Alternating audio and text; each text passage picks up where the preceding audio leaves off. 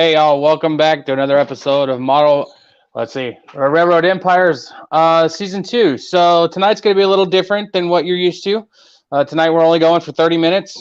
So if you got any hot questions, don't hesitate to put them in. We're going to end this show right on time tonight. Tonight we're going to talk about track work, commercial versus hand-laid or hand-built or whatever other terminology you really want to use. So, Andy, we're short on time, obviously, so let's just dive right into this thing. Sure. And my instinct about the thing is that I don't see it as it is a versus, pros and cons kind of discussion or debate, but it's not a very clear-cut one in my instinct. I think pretty much everybody, in all but the rarest of cases, does use some commercial track work on a fully hand-laid layout or hand-built layout. For sure. I mean, my layouts on the visible track work is hand-laid, hand-built, but I need to pick one of those terms. But hand-laid track work, but I'm not going to hand-lay my staging, hidden track work, helix or helix says helite, however, but I'm not going to helices. Yeah, helices. There you are. I like that. You're not going to, commercial track work is absolutely fine for those applications for sure. It's flex track. I am using Fast Track's turnouts for staging, the Fast Track system for turnouts for staging. Not because I'm anti the commercial in that equation, but for a different reason that we get into shortly. But there's a bunch of reasons for considering hand building some or more than some of your track work. I don't think that's a consideration. About doing it all in any consideration. The question is, how much of it might a person want to consider hand building?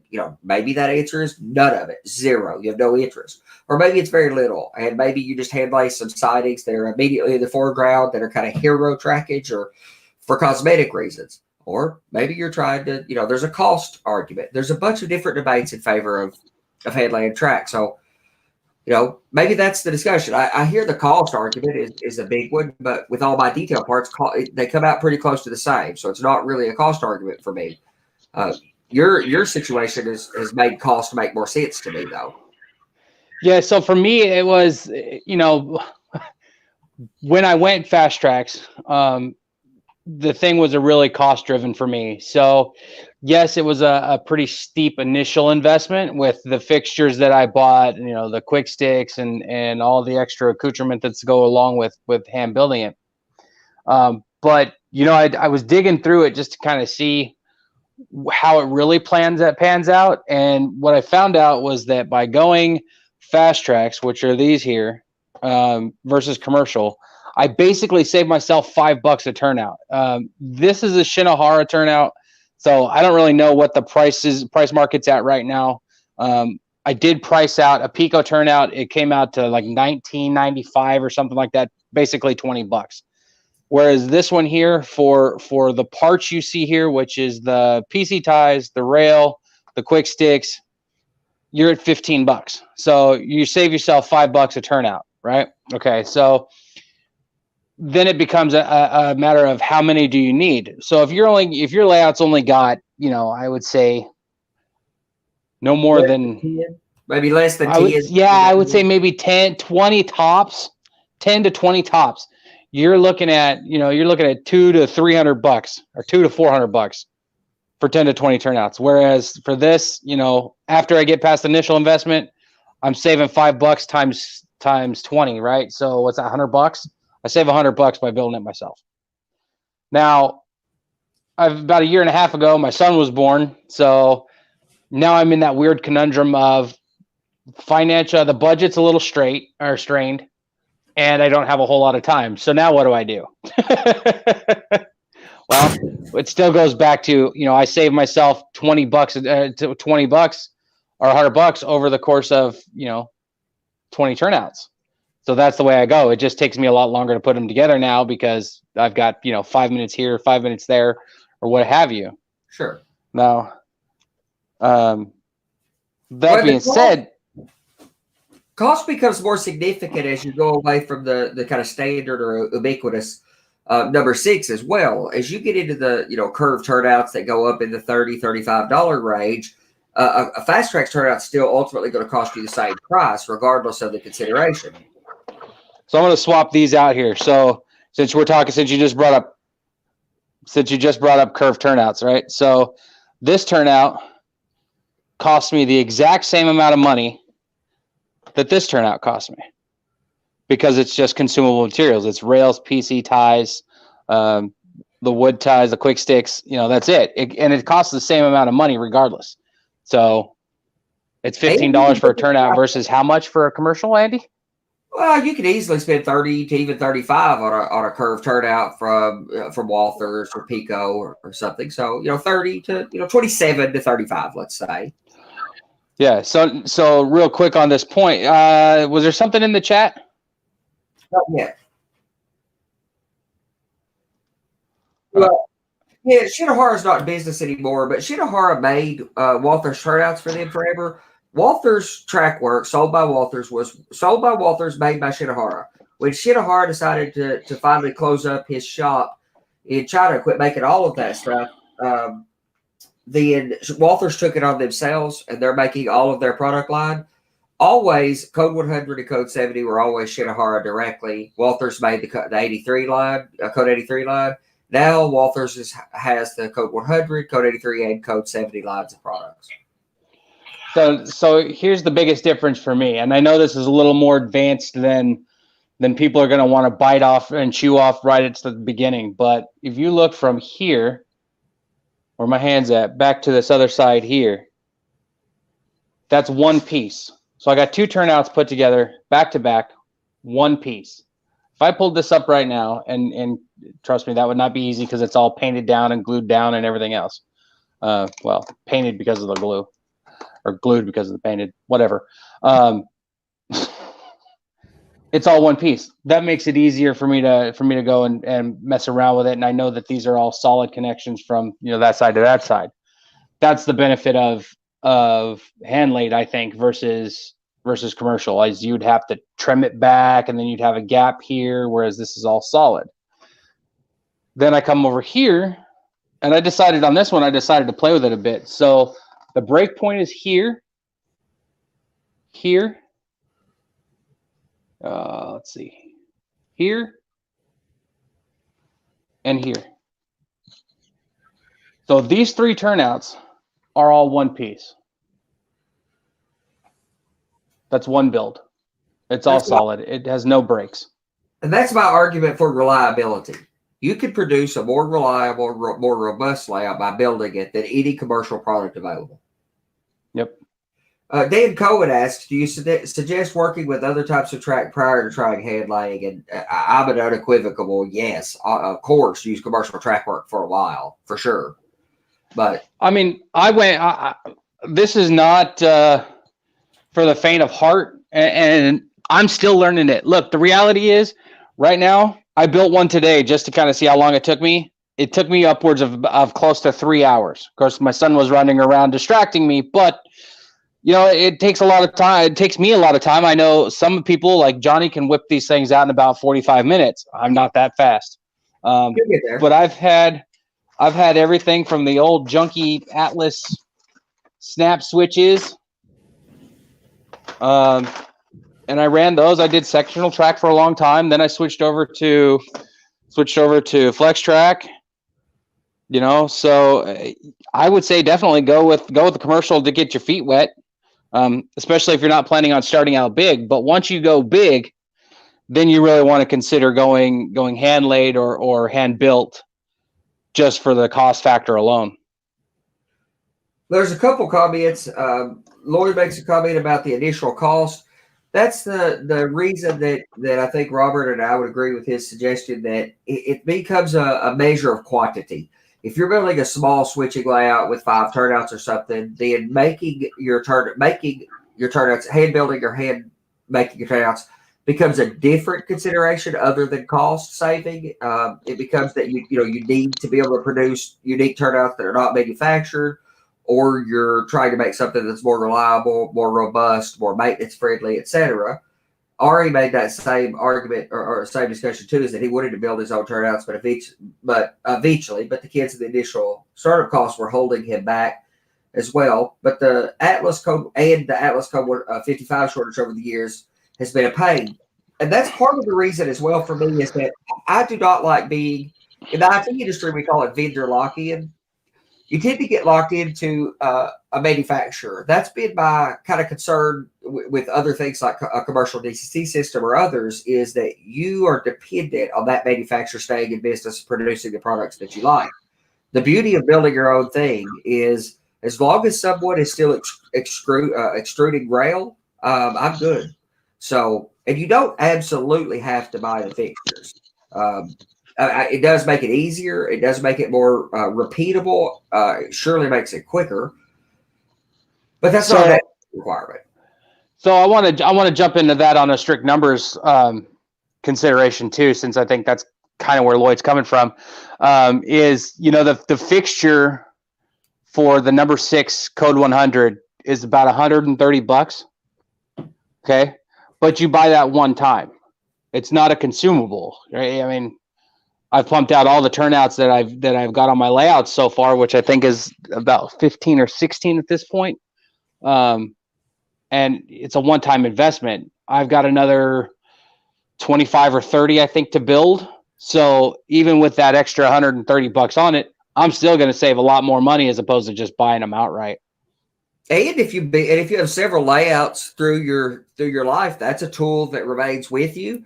And when you start on the next layout, if you need additional turnouts, or if they're not, for the ones that aren't salvageable, you carry on making more turnouts with the only consumable being rail. And if you're really trying to get costs down, I like the square regular cut ties anyway versus the quick stick. You could get turnout costs down to under $10 for sure, probably $8 or something, if you just use square cut stock ties that you buy at a sack or cut yourself. You can save your cost quite a bit. And Fast Tracks makes a little fixture for cutting those to length, but a paper template is adequate for chopping them.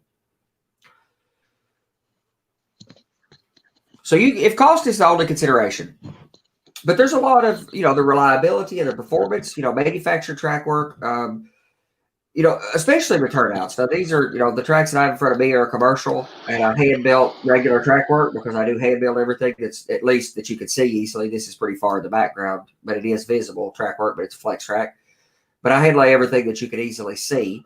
But it's for cosmetic reasons, not cost. It's as expensive, maybe even more, considering all the detail parts that I use. So I was going to say, but you're throwing in fish plates and tie plates and all that extra stuff too, right?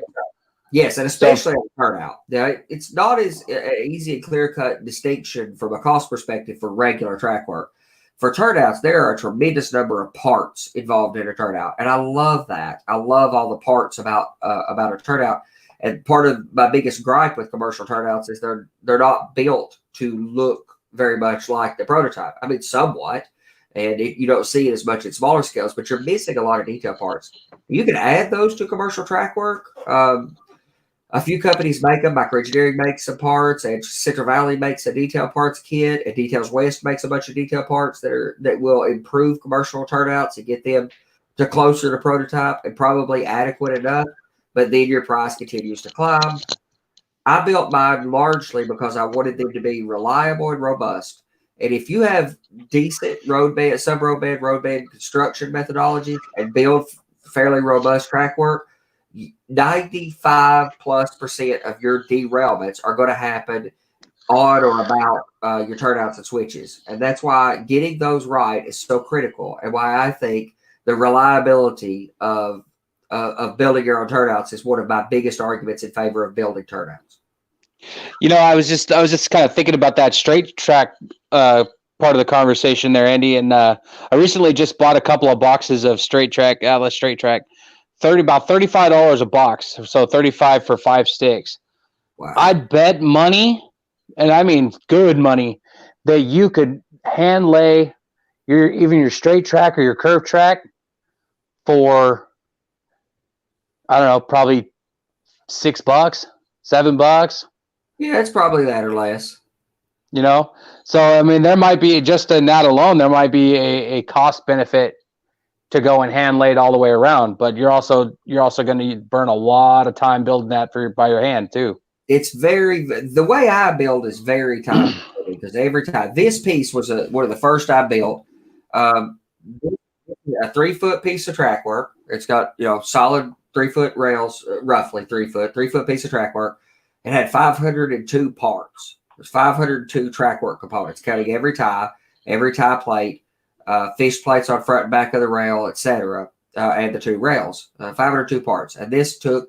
It takes a long time. Now, I've got faster at some of it, and I've assembly line processed some of it, but it's still an extremely slow process to build this Trackwork. But there's no commercial equivalent. Nobody makes Trackwork with 4-bolt tie plates and various other parts, and I'm persnickety about getting those details right because my Trackwork is very, very, very prominent. It's very front and center. My layout's eye level. I've got Trackwork that's just a couple inches off from the aisle. Some of that Trackwork could be no more than 4 or 5 inches from your eyes. So you're going to see the detail part. Well, so as far as the Trackwork itself goes, I wanted to point out too that with commercial track, like you can see that super shiny part. It's got rail joiners acting as a hinge for the points, right? And all of the commercial track does the same thing, which I could debate whether or not that's prototypical or not. I think Andy and I could go probably an hour on that alone, but let's not for the sake of everybody's mentality. But here's the cool thing that I like about the Fast Tracks. This is a solid rail here on both sides, solid rail. It swivels and bends right here at the solder point. Now, the other thing about that, which is really neat, is that the fixture for these things allows you to do both. And I don't, let's see. Yeah. So if I pull this in closer, so this H bar here is to put a hinge in. So if you're going to use a hinged point, you use this for your PC tie. If you're going to use solid rail, you use this PC tie to bond to. So you have the option to go either direction. Now, what I do, because, I'm that kind of a wing nut. This is one I built earlier today. As you can tell, I use both. Gives me a little bit of extra rigidity throughout the turnout. Some people do, some people don't. But it works really well for me to be able to use both of those PC tie slots as extra support throughout the turnout.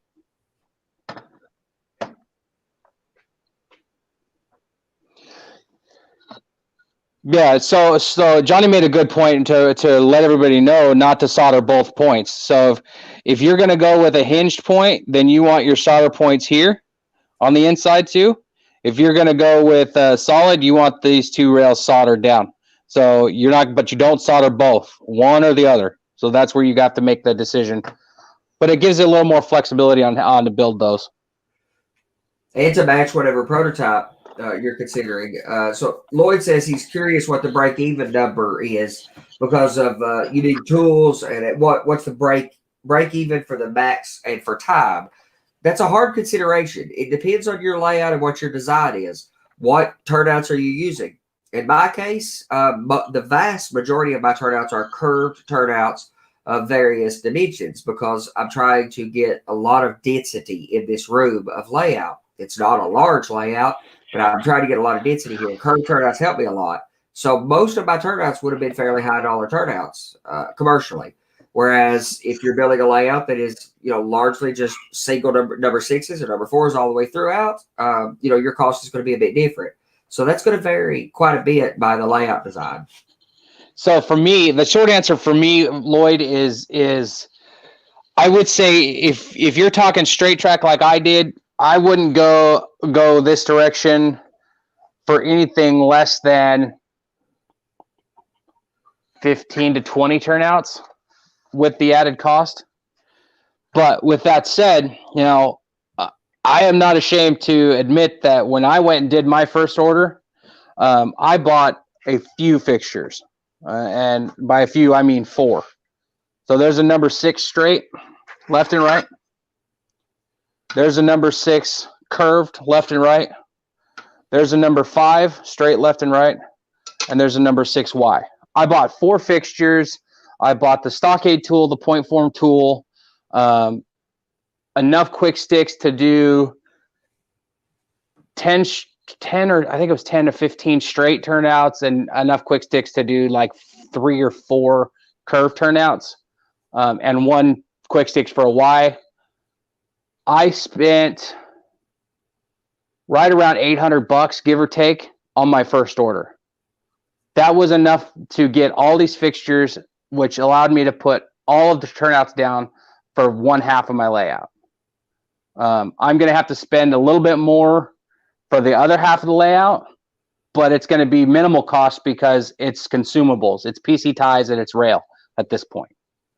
So my initial expenditure was pretty steep. To get all the fixtures, which allowed me to put all of the turnouts down for 1/2 of my layout. Sorry about that. Don't know who that was, but apparently the door's not locked.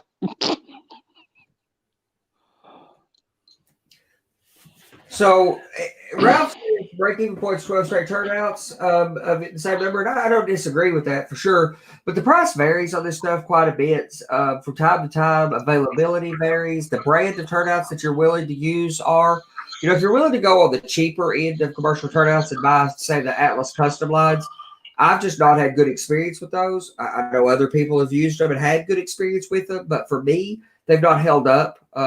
Many years ago when I used to use them, they were Atlas custom lines, and I think they're built about the same today. They didn't hold up for very long before I started having problems and pretty consistent derailments out of them, which some minor modification can improve them, but that's more time commitment. So I tend to favor, microengineering possibly, or the Walthers or Pico Trackwork. So your cost is higher. It's going to vary. It also depends about the diversity of Trackwork. Robert was able to largely use number 6s. I have a few number 6s, but the vast majority of my turnouts are number 8s and a bunch of 7.5 curves, a few 10s and such. But I don't use fixtures either. With all the detail parts, I can't use fixtures. So for me, it's a time debate. The cost is possibly lower, except for the cost of all the detail parts. It's a massive time concession for putting a lot more time into building the track work. But I can achieve a couple things that are unachievable with commercial track work. There is not a single manufacturer of a commercial turnout, none of them, that make NMRA compliant turnouts. The only NMRA compliant turnout made, period, is a microengineering turnout, but it's an OM30 turnout.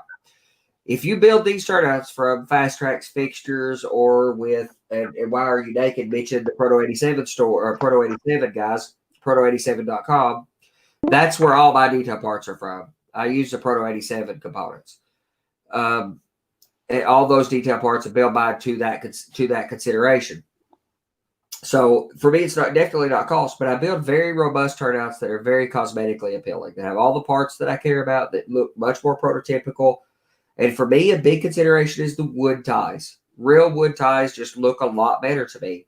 And I'm sure that has something to do with the fact that I'm much more of an engineer and not so extremely artistic.